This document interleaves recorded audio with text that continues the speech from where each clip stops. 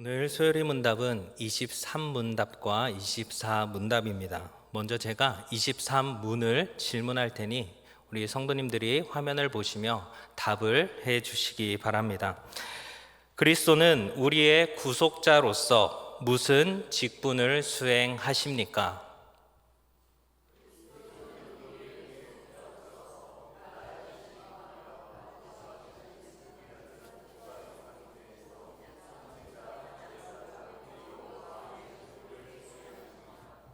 아멘.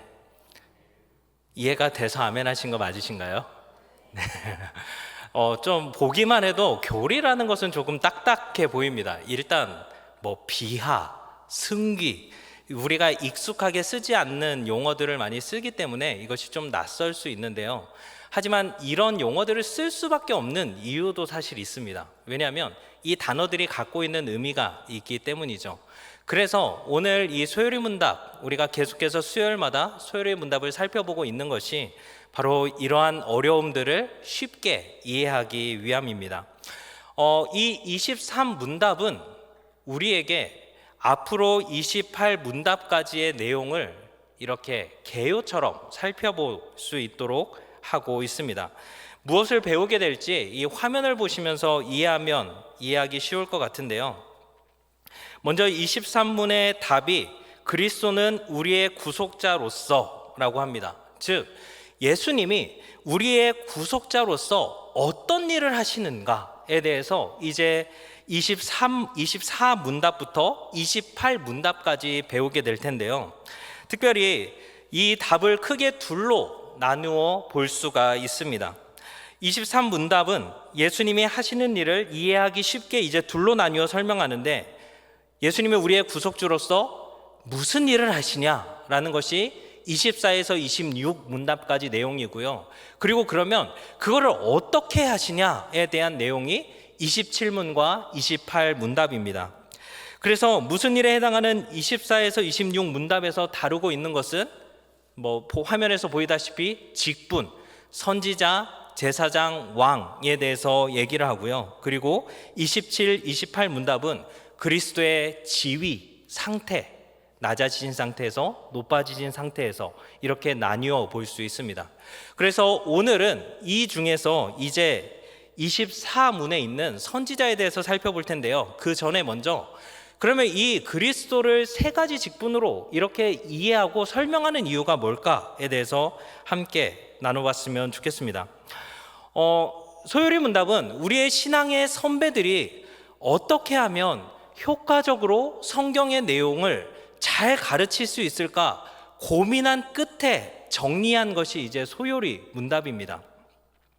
그렇기에 예수님이 우리의 구속주로서, 우리의 구원자로서 하신 일들을 너무 한쪽으로 치우치지 않고 균형 있게 잘 가르칠 수 있을까에 대해서 고민한 끝에 내놓은 것이 바로 이 그리스도의 삼중직이라는 것이죠. 선지자, 제사장, 왕, 이렇게 삼중직을 말하고 있습니다. 그러면 이 선지자, 제사장, 왕, 이 세 가지 구약의 직분의 공통점은 무엇일까요? 혹시 아시겠습니까?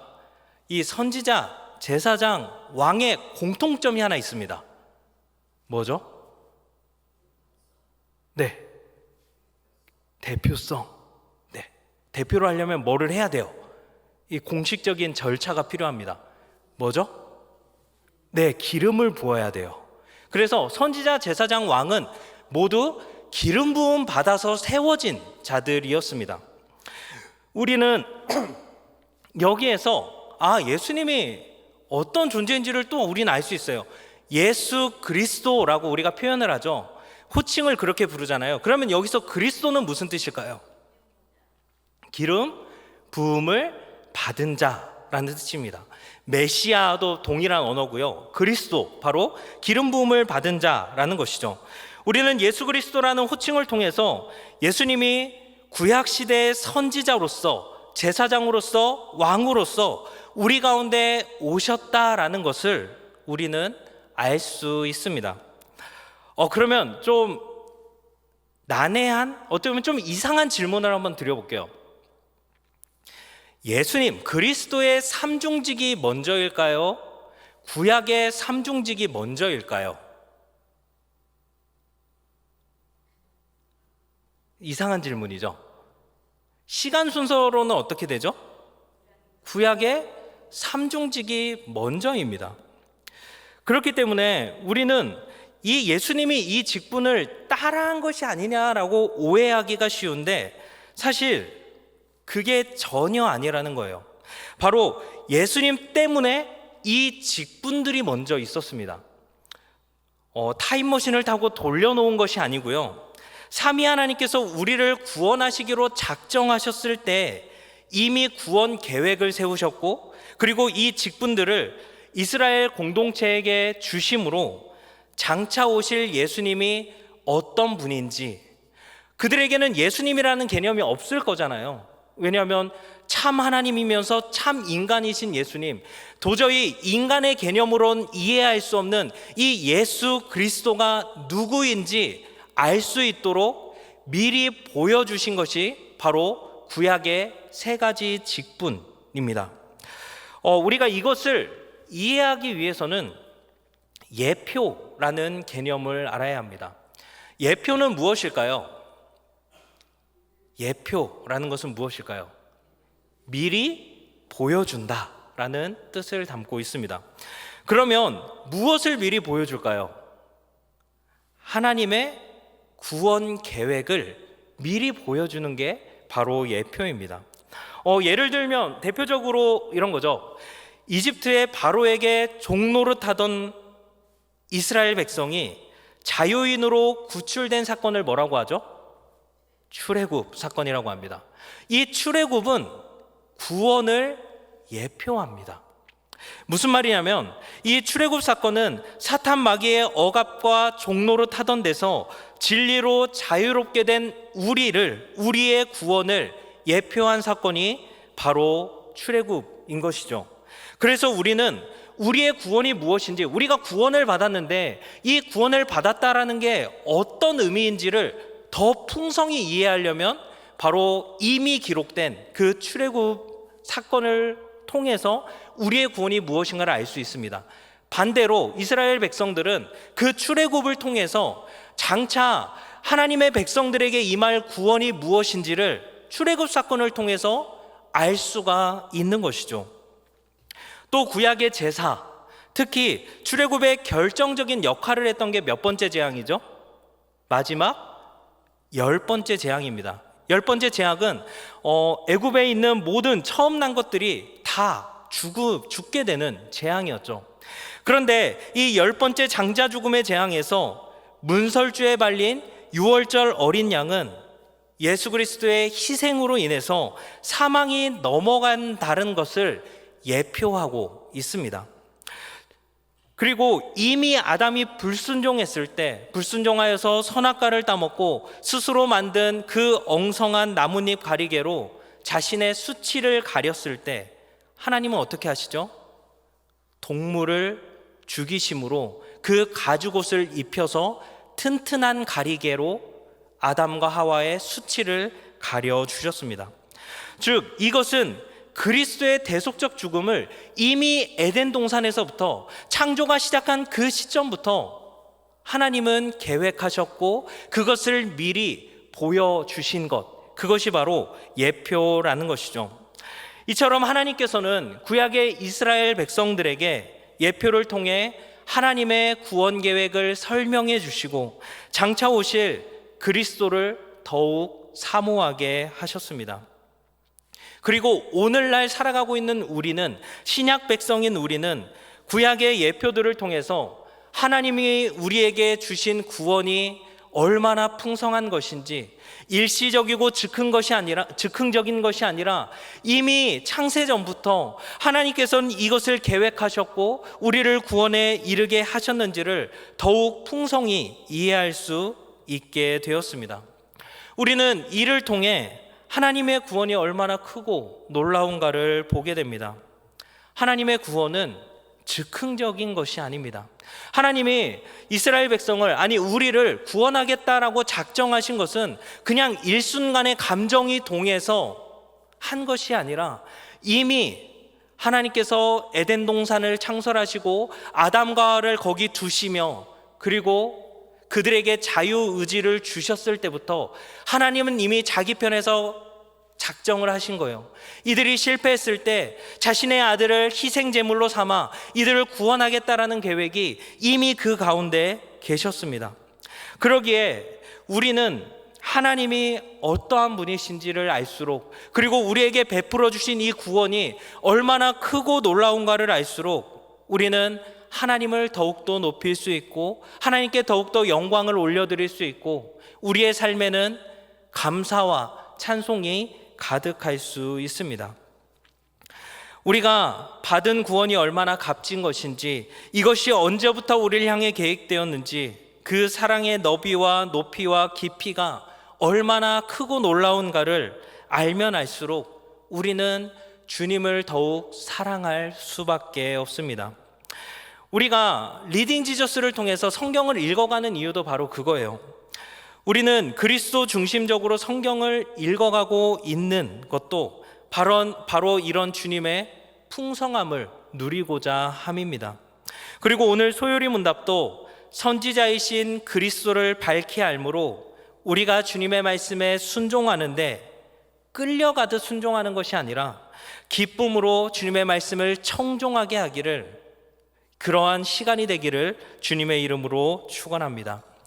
그러면 이제 본격적으로 선지자로서의 그리스도가 어떤 의미인가에 대해서 살펴보도록 하겠습니다. 제가 24문을 읽겠습니다. 성도님들이 답을 하시면 됩니다. 그리스도는 어떻게 선지자의 직분을 수행하십니까?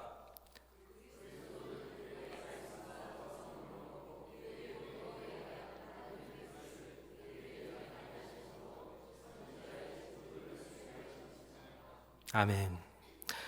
24문답은 예수님이 선지자의 직분을 수행하신다라고 가르치고 있습니다. 선지자는 어떤 사람이죠? 우리가 알고 있는 선지자들 누가 있죠? 사무엘, 예레미야, 이사야, 에스겔, 다 나오겠어요. 이거 한도 끝도 없겠어요. 네. 우리가 그런 선지자들을 알고 있죠. 그러면 그 선지자들이 하신 일이 뭐죠? 한 일이 무엇일까요? 하나님의 말씀을 선포하는 것이죠. 이들은 하나님의 말씀을 하나님의 백성들에게 전해주는 역할을 담당했습니다. 즉 하나님을 대신해서 하나님의 말씀을 전달해 주는 사람, 그들이 바로 선지자였던 것이죠. 그렇다면 우리는 만일 선지자가 없었다면 어떻게 되었을까요? 선지자가 구약에서 선지자가 없었다면 어떨까요? 하나님의 뜻을 알 수가 없는 것이죠. 왜 알 수가 없죠? 인간은 타락으로 말미암아 하나님에 대한 지식을 상실했습니다.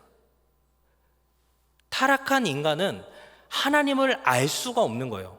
그래서 하나님께서는 하나님에 대한 지식, 바른 지식을 가르쳐줄 선지자가 필요했던 것이죠. 그렇기에 선지자의 본래적 역할은 그냥 단순히 하나님의 말씀을 받아서 그 말씀을 전달하는 데 있는 것이 아닙니다.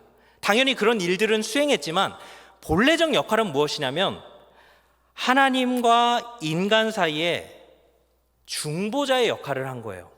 즉 하나님에 대한 지식을 상실한 백성들에게 하나님의 뜻을 전해줌으로써 꼭 필요한 중재의 역할을 하는 것이 바로 선지자였습니다.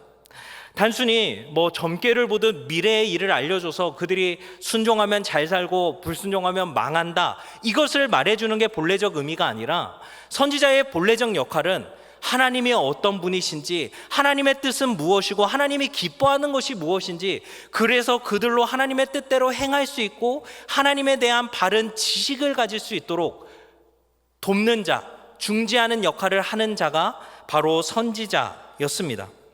그래서 베드로는 예수님을 중보자로서 선지자 사역을 감당한 분으로 소개하고 있습니다. 우리 사도행전 3장 22절 말씀을 우리 화면을 보며 한 목소리로 읽도록 하겠습니다. 시작.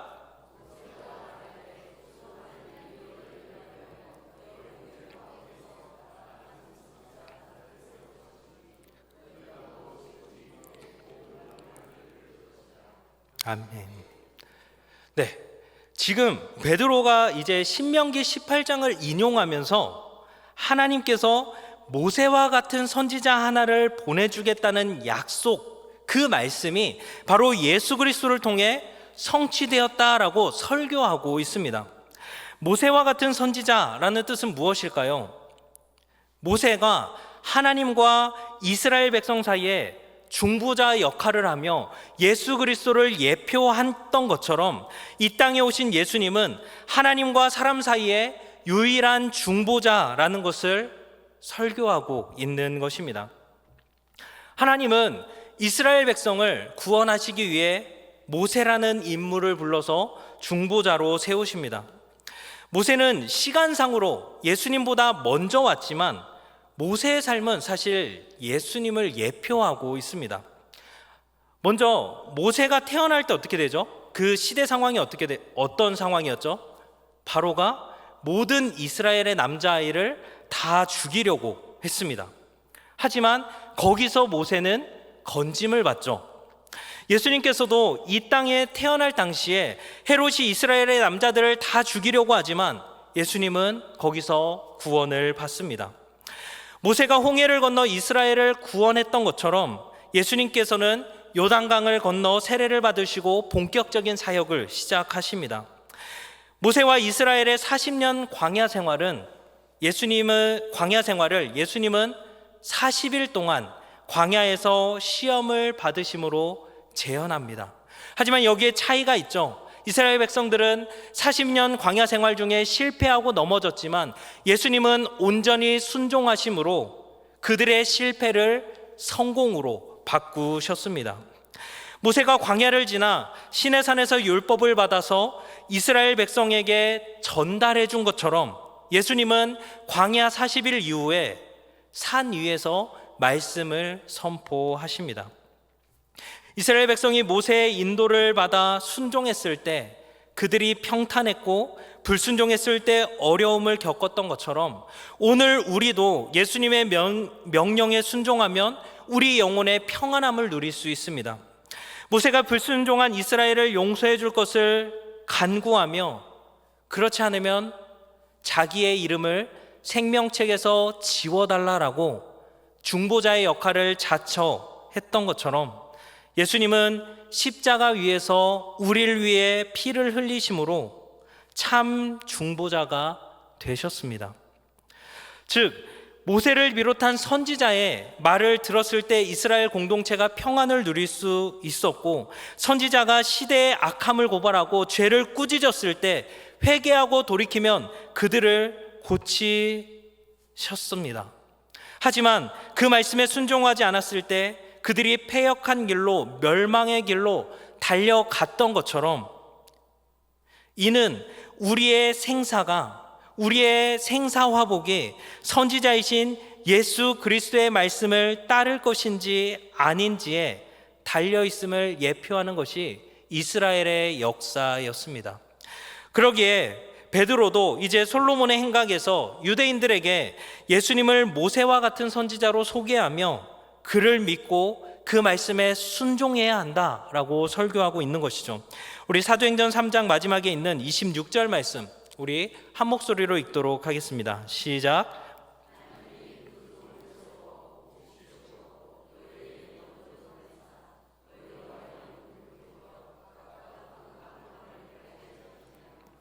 아멘. 베드로는 복 주시기 위해 너희에게 예수님이 선지자로서 보내졌다라는 사실을 강조하고 있습니다. 예수님이 직접 유대 땅에 오신 거예요. 물론 예수 그리스도를 예표했던 구약의 선지자들을 통해서도 하나님은 말씀하셨지만 예수님은 대리자를 통한 구약의 선지자들과 같이 대리자를 통한 사역이 아니라 오리지널인 거예요. 예수님 자체가 말씀이셨고 예수님 자체가 삼위 하나님이셨던 거죠. 그렇기 때문에 예수님이 유대 땅에 보내졌다라는 것은 엄청난 그들에게는 복이었어요. 선지자의 역할이 무엇이라고 했죠? 하나님을 아는 지식과 하나님의 뜻을 가르치는 것인데, 예수님 자신이 하나님이셨기 때문에 예수님의 모든 말 속에는 놀라운 신적 권위가 있었던 거죠. 그래서 예수님의 말씀을 들었던 사람들은 수군거리는 거예요. 마태복음 7장 28절과 29절 말씀에 보면 예수께서 이 말씀을 마치심에 무리들이 그의 가르치심에 놀랐다라고 하는 거죠. 그러면서 뭐라고 해요? 이는 그 가르치시는 것이 권위 있는 자와 같고 그들의 서기관들과 같지 아니함일러라 라고 기록하고 있습니다. 당시 서기관이면 말씀에 전통한 사람들이었어요. 그럼에도 불구하고 그냥 그렇게 학식이 높은 수준이 아니라 예수님 자체가 말씀이셨기 때문에, 예수님이 하나님이셨기 때문에 그 말씀에는 모든 신적 권위가 있어서 그 하시는 말씀을 듣고 사람들이 놀라는 거죠. 예수님은 오셔서 이스라엘 백성들에게, 유대인들에게 말씀하시며 구약의 역사의 참된 의미가 무엇인지, 그리고 그들이 갖고 있는 그 아픔의 역사, 나라가 망하고 이방인들이 자기를 다스리고 있는 그 모든 상황들이 이해되지 않는 그 상황 속에서 율법을 지키는 것만이 전부라고 생각하는 그들에게 하나님께서는 그 역사의 참된 의미가 무엇인지 예수님을 통해 보여주시죠. 무너진 성전, 그리고 이방인이 지은 헤롯 성전을 보며 그들이 건물에 집중하며 그것의 의미가 무엇인지를 씨름하고 있을 때, 예수님께서는 그 눈에 보이는 건물의 성전이 아니라 참된 성전은 내가 지을 성전, 그것을 무너뜨리고 3일 만에 지을 예수님 자체가 성전이시고 예수님을 모시는 우리의 마음이 성전임을 이미 가르치고 계셨습니다. 또한 율법을 문자적으로 지키는 그 바리새인들의 오류를 꼬집으며 율법의 본래적 의미가 무엇인지를 보여주셨습니다. 그때까지 율법이 포용할 수 없었던, 그렇기 때문에 많은 이들이 율법으로 인해서 희생되어지고 그 율법의 본래적 의미가 상실된 채 그저 문자적으로만, 그저 외식적으로만 지켜졌던 그 율법의 의미들을 예수님은 새롭게 해석하시고 또 권위 있게 가르치심으로 선지자의 직분을 행하셨습니다. 그뿐만이 아니죠.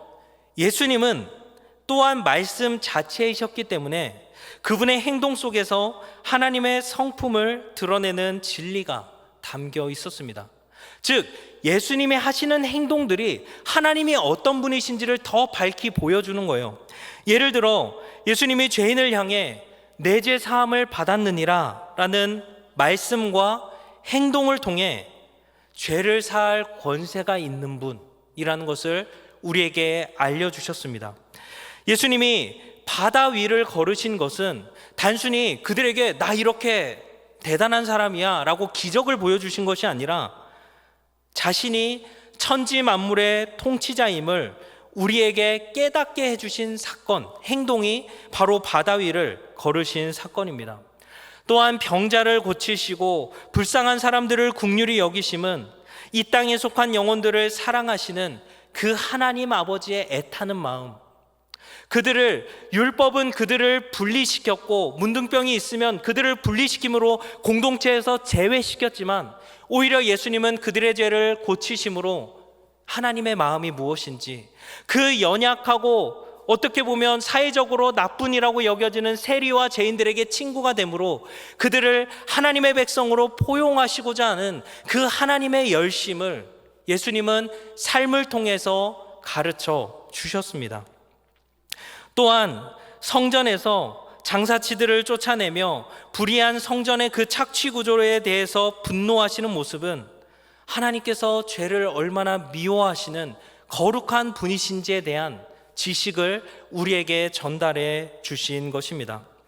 그렇기에 예수님의 십자가는 죄인된 백성들을 향한 불붙는 사랑, 너희가 그럼에도 불구하고 내가 너희를 사랑한다라는 그 아버지의 사랑을 호세아 선지자가 예언했던, 바로 내 심중에, 너희는 분명 멸망해야 되지만 내 심중에 불붙듯해서, 국률의 마음이 불붙듯해서 너희를 용서할 수밖에 없다는 그 하나님의 사랑을 친히 보여주신, 육신이 말씀이 되어 우리 가운데 거하신 그 예수님의 사건이 바로 십자가 사건입니다. 그렇기에 죄값을 반드시 심판하시는 하나님의 절대적 공의를 드러내기도 하고요, 또한 그럼에도 불구하고 우리를 사랑하시고자 하는 그 국률이 불붙듯 이는 완전한 사랑의 증거가 바로 예수님의 십자가 사건입니다. 그렇게 주님은 자신의 삶으로 하나님의 뜻을, 그리고 하나님의 마음을, 하나님의 구원 계획을 우리에게 나타내 보여주셨습니다. 그러기에 예수님 자체가 우리 구원에 대한 하나님의 뜻을 밝히 드러내는 선지자셨던 것이죠. 우리가 여기에서 간과하지 말아야 할 사실은, 이 선지자 직분은 단순히 예수님이 이 땅의 공생의 가운데서만 있었던 과거의 일이 아니라는 것입니다.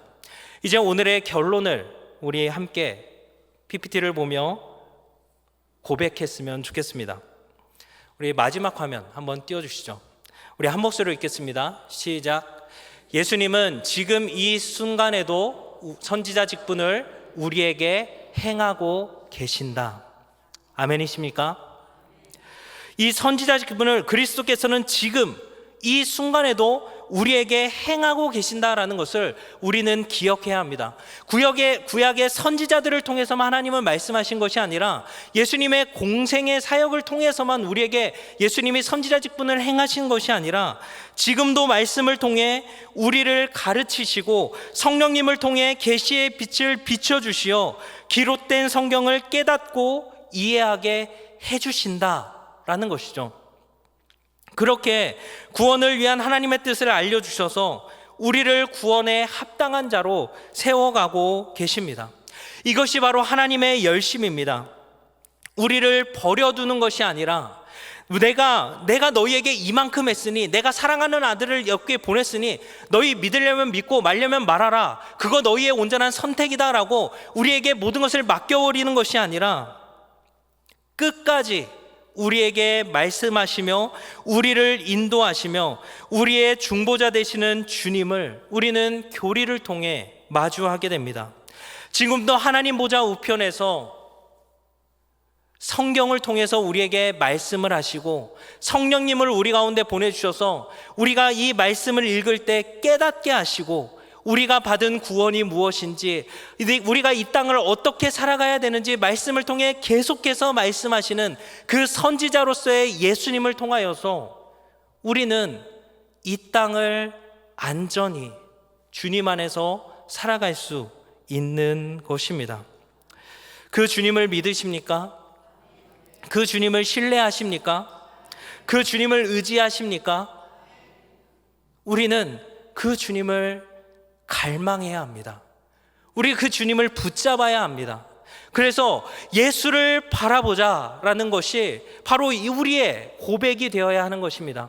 그 선지자이신 주님이 아직도 하늘 보좌 우편에서 우리의 중보자가 되시며 우리에게 말씀하시고 성령님을 통해서 우리를 바른 길로 인도하시고 끊임없이 우리가 받은 구원이 무엇인지, 우리가 구원을 어떻게 이루어 가야 되는지, 하나님의 뜻은 무엇인가를 가르치시며 우리로 그리스도의 장성한 분량까지 자라게 하시는 줄 믿습니다.